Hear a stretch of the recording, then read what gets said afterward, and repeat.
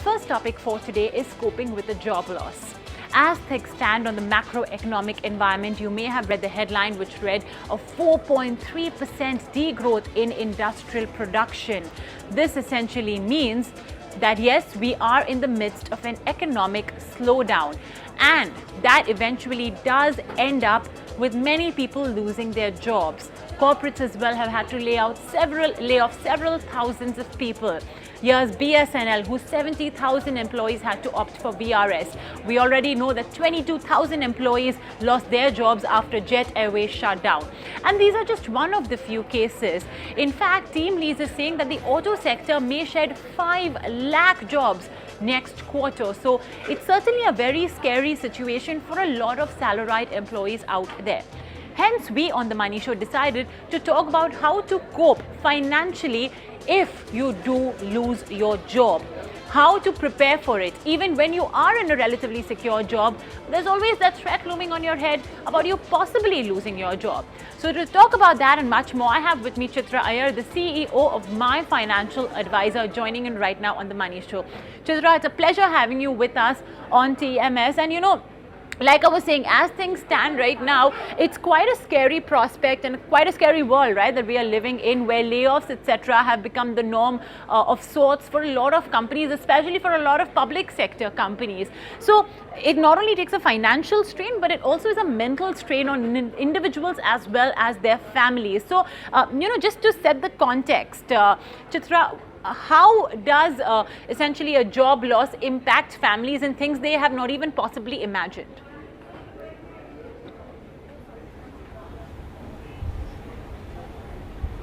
Hey Mubina, thank you for having me on the show. Yes, the situation is really grim.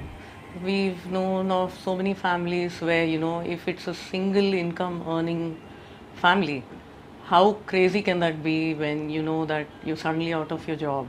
You mentioned all those companies where people are really reeling from whatever are their lifestyle expenses, and they're wondering how is it that they're going to get another job in this market where job scenes are really tough.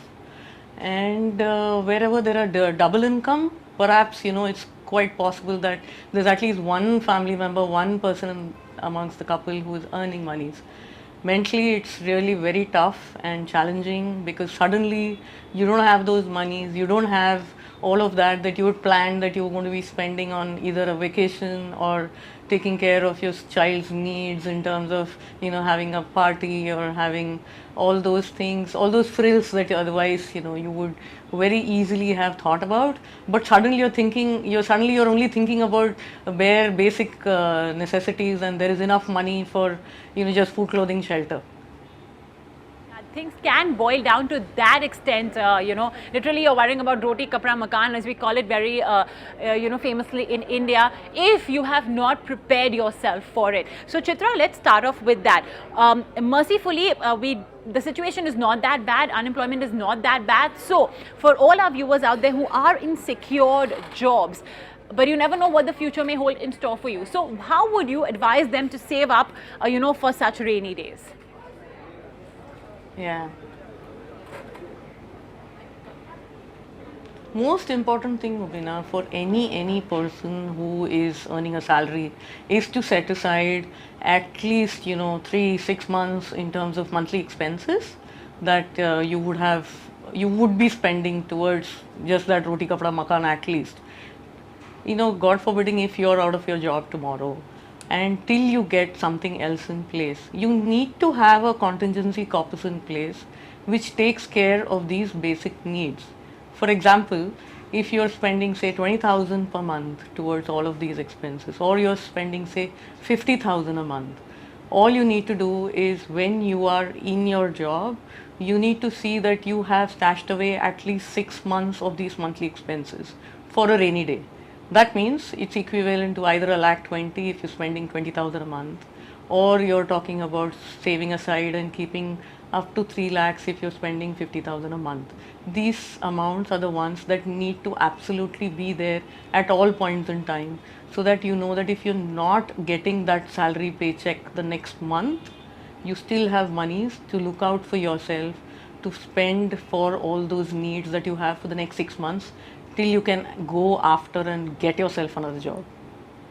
Okay, Chitra, you in the graphics as well, we have a distinction essentially between two kinds of expenses, like for example, rent, food, etc., and then you have shopping, movies, etc. So, how do you distinguish, right, between your needs and your wants, your lifestyle expenditure and your day-to-day necessities? I think dividing up that expenditure as well is step one, I suppose, of planning for a rainy day or saving up for such contingencies. So, Chitra, how would you recommend viewers essentially go about bifurcating their expenses?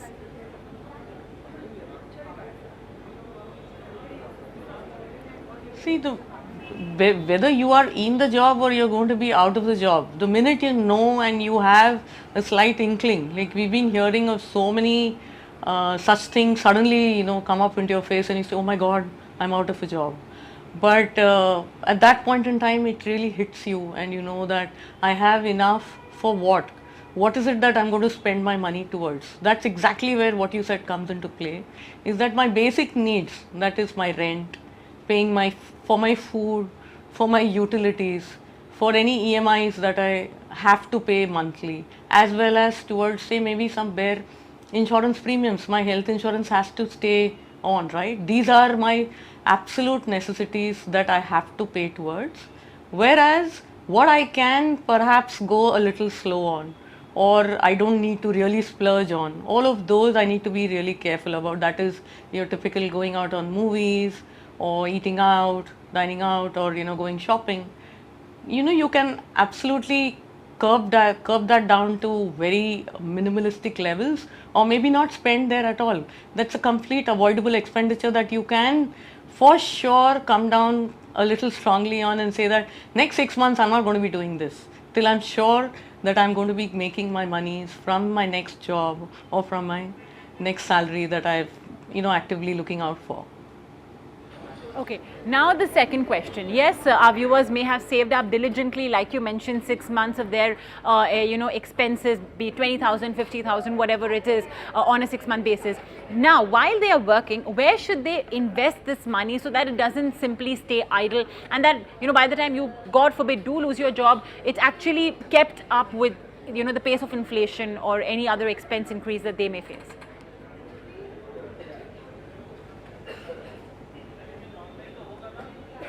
Absolutely. Every single person who earns, we have families who come in with their first salary and say that, listen, I need to save up.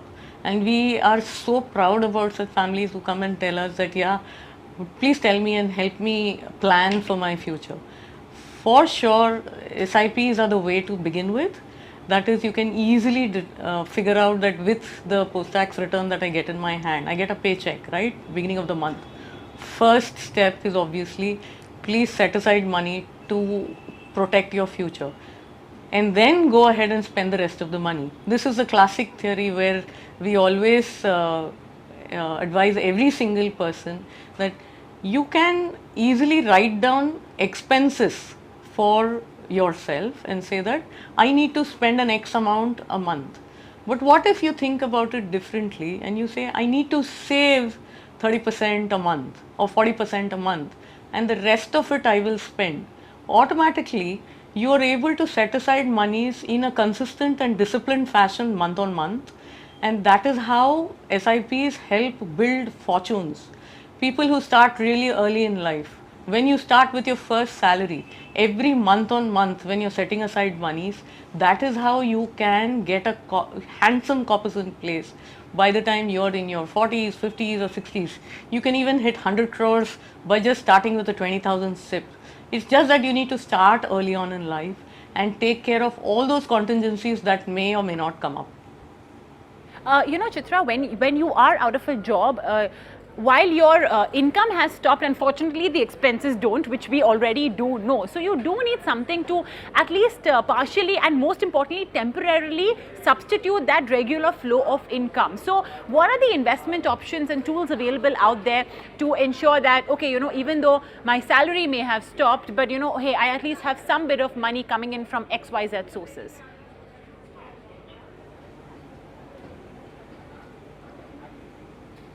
So people can invest in a lot of things, but primarily the most easily liquidable, that means what you can sell very quickly and get money out of in a matter of 1 to 3 days, are mutual funds. These are avenues where you can, get money for any kind of an emergency.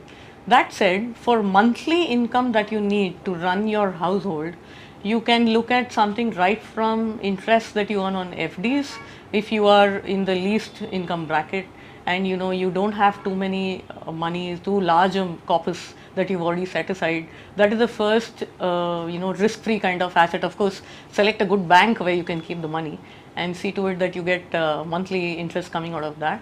Apart from that, you can park your money in just liquid investments which gives you 5% post-tax returns today, and from this you can do a systematic withdrawal plan for yourself, or you can also redeem investments as and when you want them, and you can touch your money as and when you want the money. For income coming in from assets, the best way today in terms of post-tax returns to beat inflation are definitely mutual funds, which are less riskier compared to direct stocks or any other complex products that are out there in the market. But selecting safe mutual funds which are there for the real long term, when you are able to save again in a disciplined fashion year on year, when you're earning your salaries, those are that is the actual avenue which can build monies across various categories, whether it is large cap, mid cap, multi caps, debt funds. You can have a healthy mix that you can sit down and plan with your advisor based on the goals, the financial goals that you have coming up for yourself and for your family. Okay, Chitra, while we talk about where to invest and how to sort of plan your finances after leaving a job, or rather after you have been laid off, I think it's also important to curtail expenses, right, Chitra? So how would you recommend individuals, families, couples manage their expenses? To what extent would expenditure as well have to be controlled in such a situation?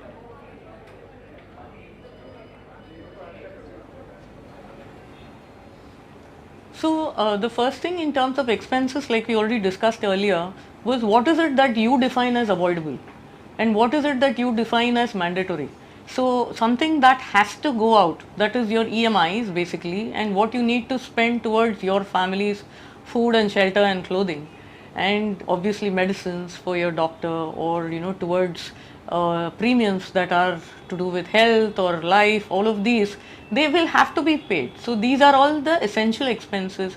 You have employed people at home, you have maybe a cook, you have maybe a driver, you have so many people who are also working for you. All of these that you determine, and you have to sit down as a family together and say, these are the expenses that come what may, I will have to spend towards. Versus that, the other lifestyle expenses which could be towards above need based, that is, then it goes into the want zone. That is where the family has to take the call, that do I need to go out and go for a particular movie, do I need to go out every week, do I need to dine out every week, do I need to go shopping, and when do I go shopping, is it for a birthday or a Diwali, or do I regularly go shopping? There are so many sites online, I just at a click of a button I can order anything from any website that I am used to.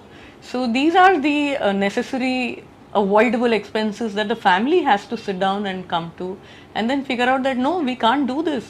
We have to keep our monies which are ready when I am out of a job to just look after my needs. The wants can stay put, and you look at it later in life when you are actually sorted and you're back into money.